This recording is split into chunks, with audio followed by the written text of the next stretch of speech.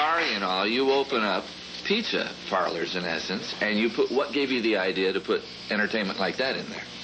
Well, I think that I wanted to have entertainment, and what I was thinking of is the pizza parlors that had the big Wurlitzer organ were very successful, and I wanted to have a nice place where kids could go to play games.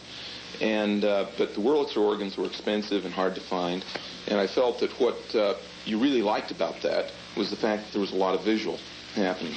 And so using some of that, and we have a band box that does all that, we decided to design it. And first we were going to do a country store where the potbelly stove sang bass and the canned goods were the chorus and that sort of thing, as kind of a thing. And then we decided, oh, heck, let's go with the animals. And so we bought a costume from a trade show, gave it to our engineers and said, make him talk.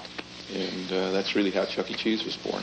Well, you have always been a huge fan of Walt Disney. No question about it. And you, at one time, right out of college, wanted to work for Walt Disney. Did you not? Yes, I put my application into the Disney Studios, and they didn't want me. Oh. They're lost. Yeah. That was of a benefit to you, actually. Actually, yes. Want you.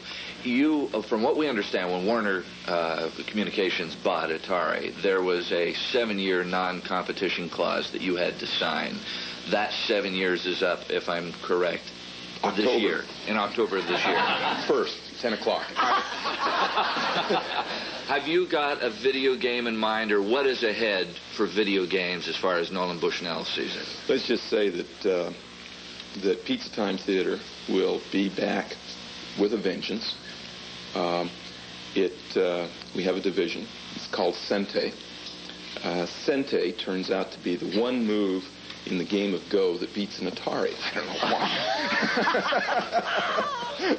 why. And we'll be back building games, selling games. But is there going to be a difference in the look of video games?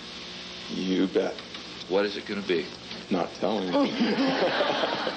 Hey, it's a competitive business out there, and... I mean, can you give us a hint? Are we going to be just playing the games like we do now, or is there going to be an added dimension, possibly?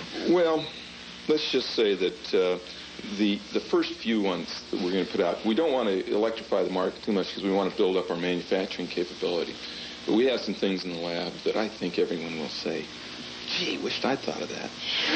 Well, one thing that it has been reported in some of the things that have been written about you is like a travel game. Oh, Robotics Travel International? Yes.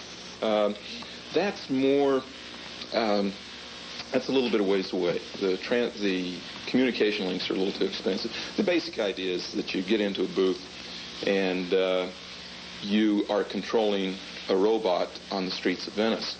And you see what the robot sees, you hear what the robot hears, you smell what the robot smells. You can go into a shop and by using your Robotics Travel International credit card, charge items in the local shops and have them sent home. So that for the without jet lag, without having to spend a lot of money on an expensive hotel, you will have 80% of the experience of international travel. Isn't that incredible? Do you have time to sleep at night? I mean, with all these ideas, do you get, sleep 8 hours a night? No? Yes.